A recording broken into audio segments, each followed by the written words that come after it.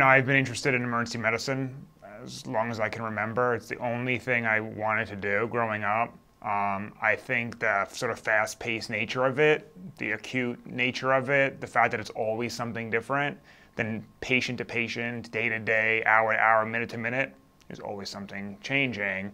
So I don't think it ever gets stagnant. But I do think it takes a unique person to be able to fit there. And that's where I think you really have to look at yourself and say, is this for me? So, I started in my early 20s, and, in your early 20s, you have, I'd say, limited life experience, let's say that, right? And as my life has matured to becoming married and having children, your perspective along there changes. So the things that wouldn't bother me in those, critical situations in the beginning, involving maybe a kid or a spouse in a family situation that we might see, magnifies once you live that. And I think that's the piece that, again, you have to realize there's a path to this job.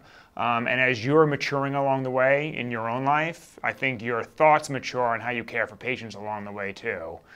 So not to say that, death and dying didn't bother me in the beginning, but I feel like as you get older and as life kind of throws itself at you, you really respond differently. So I think along the course, I've had to look for different outlets. You have to have an outlet from the job. You have to. Otherwise, you can't stay there. And that outlet, I think, is different for everybody. I think you have to give yourself permission to have an outlet. We're blessed in that we work a schedule that, is not a full Monday through Friday work week per se, but it does require nights, weekends, holidays, all of which you're away from your family, your loved ones.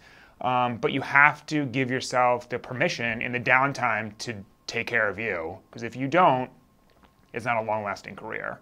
And I think, that's where we see burnout in those situations occur, when people don't give themselves permission to disengage.